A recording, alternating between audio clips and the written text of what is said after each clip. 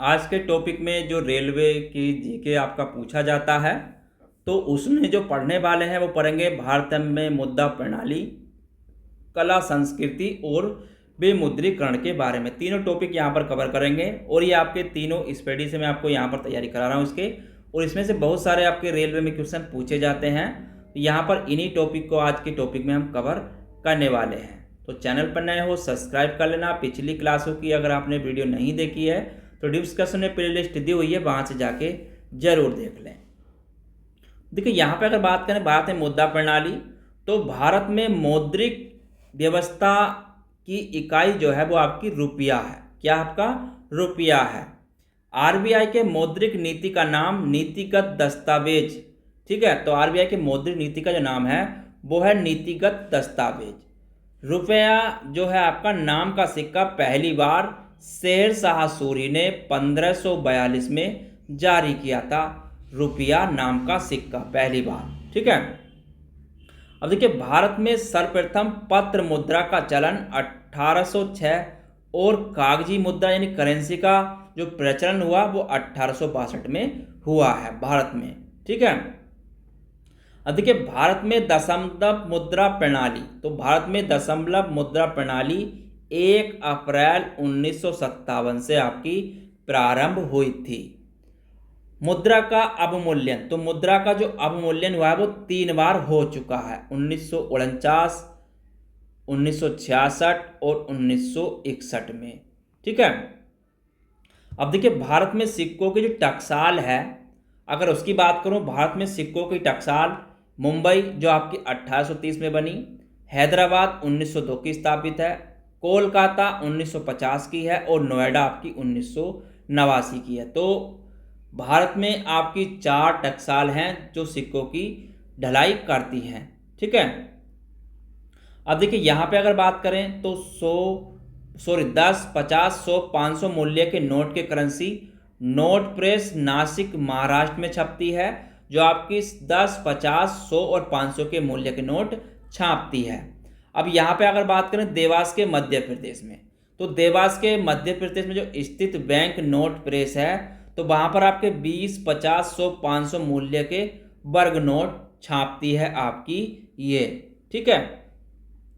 अब bank of currency note कागज जो है आपका नॉन जुडिशियल स्टाम्प पेपर की जो छपाई में प्रयोग होने वाला कागज का उत्पादन जो होता है वो आपका सिक्योरिटी पेपर्स मिल होशंगाबाद मध्य प्रदेश में आपका होता है, जो आपका नोटरी के लिए स्टाम्प पेपर मिलता है, ठीक है। अब देखिए 1 रुपये के नोट या उससे कम राशि के करेंसी सिक्के जो होते हैं वो वित्त मंत्रालय द्वारा, जबकि 1 रुपये से अधिक राशि के नोट और सिक्के आरबीआई द्वारा जारी किए जाते हैं। तो 1 रुपये से कम के जो सिक्के जारी होते हैं वो वित्त मंत्रालय द्वारा जारी होते हैं, और 1 रुपये से अधिक के नोट या सिक्के आरबीआई द्वारा जारी होते हैं, ठीक है। अब यहाँ पे एक चीज और नोट करना, 1 रुपये के नोट पर वित्त सचिव के और 1 रुपये से अधिक सभी नोटों पर भारतीय रिजर्व बैंक के गवर्नर के हस्ताक्षर होते हैं। तो 1 रुपये के नोट पर वित्त सचिव के और 1 रुपये से अधिक के नोट पर गवर्नर के हस्ताक्षर होते हैं। नोट निर्गमन की न्यूनतम कोष प्रणाली को अक्टूबर 1956 में अपनाया गया था, ठीक है। ग्रेशम का नियम, देखिए ग्रेशम का नियम क्या कहता है, तो ग्रेशम का नियम कहता है मुद्रा प्रचलन से संबंधित है। तो ग्रेशम का नियम आपका मुद्रा प्रचलन से संबंधित है।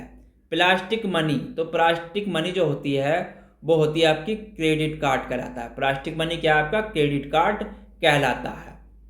मुद्रास्फीति, तो मुद्रास्फीति में वस्तुओं की कीमत बढ़ती है और मुद्रा का मूल्य गिरता है। मुद्रास्फीति में वस्तुओं की कीमत क्या होती है, बढ़ती है, और मुद्रा का मूल्य आपका गिरता है, ठीक है। अब भारत में मुद्रास्फीति का नाम थोक मूल्य सूचकांक WPY द्वारा की जाती है, जिसका वर्तमान आधार वर्ष 2011-12 है, ठीक है। अब मुद्रास्फीति में ऋणी लेनदार को लाभ होता है। क्या होता है, मुद्रास्फीति में ऋणी लेनदार को लाभ होता है, जबकि मुद्रास्फीति में देनदार को हानि होती है, ठीक है। देनदार को क्या होती है, हानि होती है, लेकिन ऋणी या लेनदार को इसमें लाभ होता है। 11 देशों ने सर्वप्रथम 1 जनवरी 1999 को यूरो को वैधानिक रूप से मुद्रा के रूप में अपनाया था। 11 देशों ने सर्वप्रथम यूरो को 1 जनवरी 1999 को, ठीक है। वर्तमान में यूरो 19 देशों की मुद्रा है। वर्तमान में जो आपका यूरो है वो आपका 19 देशों की मुद्रा है। भारत का सबसे अधिक विदेशी मुद्रा यानी कि कच्चा तेल के आयात पर व्यय करती है। तो भारत सबसे अधिक विदेशी मुद्रा कच्चा तेल के आयात पर व्यय करती है। भारत में सबसे अधिक विदेशी मुद्रा पेट्रोलियम उत्पाद के निर्यात से प्राप्त करता है, ठीक है। भारत सबसे अधिक विदेशी मुद्रा पेट्रोलियम उत्पाद के निर्यात से प्राप्त करता है। सर्वाधिक विदेशी मुद्रा कोष चीन के पास है। तो सर्वाधिक विदेशी मुद्रा कोष चीन के पास है। सबसे अधिक महंगी मुद्रा पाउंड स्टर्लिंग है, ठीक है। क्या आपकी पाउंड स्टर्लिंग। भारत ने वर्ष 1947 को अंतर्राष्ट्रीय मुद्रा कोष IMF की सदस्यता प्राप्त करी थी। 15 जुलाई 2010 को भारतीय मुद्रा को नया चिन्ह, ये जो रूकट ये वाला चिन्ह डिजाइन किया गया था वो डी उदय कुमार को डिजाइन किया था, डी उदय कुमार ने, ठीक है। तो नया रुपया चिन्ह डिजाइन किया था डी उदय कुमार ने 15 जुलाई 2010 को भारतीय मुद्रा को नया रुपया चिन्ह जो मिला था, ठीक है। चलिए आगे बात करते हैं कला एवं संस्कृति के बारे में। तो कला एवं संस्कृति से क्वेश्चन यहां पर देख लेते हैं। देखिए, तो भारत, यहां पे अगर बात करूं, भारतनाट्यम दक्षिण भारत तमिलनाडु का एकल शास्त्रीय नृत्य शैली है जिसे विशेष रूप से महिलाओं द्वारा किया जाता है आपका भरतनाट्यम। और ये कई बार क्वेश्चन पूछा जा चुका है, ठीक है। भारत में शास्त्रीय संगीत की दक्षिण भारतीय शैली कर्नाटक संगीत कहलाती है। कर्नाटक संगीत का जनक, तो कर्नाटक संगीत का जनक पुरंदर दास है। तो कर्नाटक संगीत का जनक पुरंदर दास है। त्यागराज, मधुस्वामी तथा श्याम शास्त्री कर्नाटक संगीत के त्रिरत्न कहलाते हैं। तो त्यागराज, मुथुस्वामी और श्याम शास्त्री कर्नाटक संगीत के त्रिरत्न कहलाते हैं। भरतनाट्यम के प्रमुख घराना, तो भरतनाट्यम के जो प्रमुख घराना है वो आपका मैसूर, तंजौर, कांचीपुरम एवं पाडलनूर है, ठीक है। अब लीला सैमसन, तो लीला सैमसन, मृगलानी साराभाई, यामिनी कृष्णमूर्ति, तो ये भरतनाट्यम के कलाकार हैं। किसके हैं? भरतनाट्यम के कलाकार हैं। कथकली, तो कथकली केरल का प्रमुख शास्त्रीय नृत्य है आपका कथकली। कथकली की गीतों की भाषा मलयालम है, ठीक है। कथकली के गीतों की भाषा मलयालम है। कथक उत्तर भारत का शास्त्रीय नृत्य है। तो कथक उत्तर भारत का शास्त्रीय नृत्य है। पंडित लच्छू महाराज, पंडित बिरजू महाराज और सितारा देवी कथक के प्रमुख कलाकार हैं आपके, ठीक है। चलिए, कुचिपुड़ी आंध्र प्रदेश का शास्त्रीय नृत्य है आपका कुचिपुड़ी। वल्लतोल नारायण मेनन, आनंद शिवारामन, केशनकुट्टी कथकली के कलाकार हैं। ओडिसी ओडिशा का शास्त्रीय नृत्य है, ओडिसी ओडिशा का, ठीक है। सोनल मानसिंह, केलुचरण महापात्र, डोना गांगुली का संबंध ओडिसी नृत्य से है। भारतीय शास्त्रीय नृत्य में, तो भारतीय शास्त्रीय नृत्य में 9 रस होते हैं। कितने रस होते हैं? 9 रस होते हैं। मोहिनी अट्टम केरल का शास्त्रीय नृत्य है। यक्षगान कर्नाटक का प्रमुख लोक नृत्य है। मयूरभंज छाओ युद्ध संबंधी नृत्य है। यक्षगान में नृत्य और गान का संगम होता है आपका यक्षगान में। जात्रा पश्चिम बंगाल का लोक नृत्य है। तो जात्रा पश्चिम बंगाल का लोक नृत्य है। सबसे प्राचीन या प्राचीनतम वाद्य यंत्र आपका वीणा है। राग भैरवी, तो राग भैरवी प्रातःकाल को गाया जाता है आपका राग भैरवी। उसके बाद राग मियाँ मल्हर तानसेन की रचना है। राग मियाँ मल्हर तानसेन की रचना है। हरिप्रसाद चौरसिया जो थे एक बांसुरी वादक थे।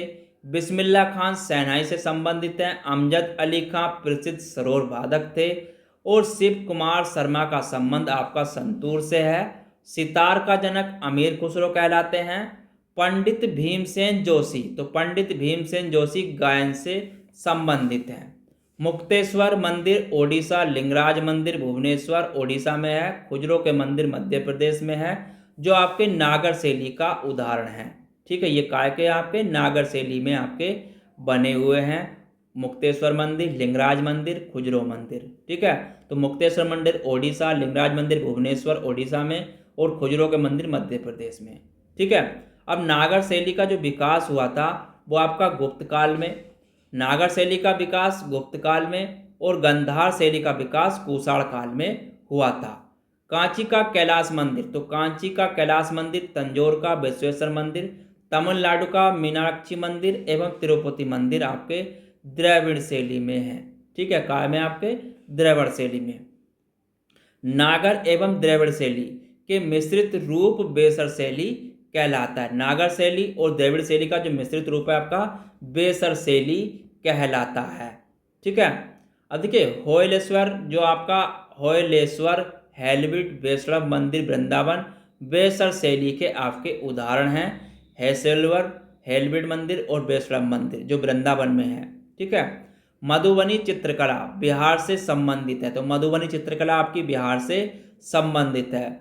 वनी ठनी किशनगढ़ शैली से संबंधित है, तो वनी ठनी आपकी किशनगढ़ शैली से संबंधित है।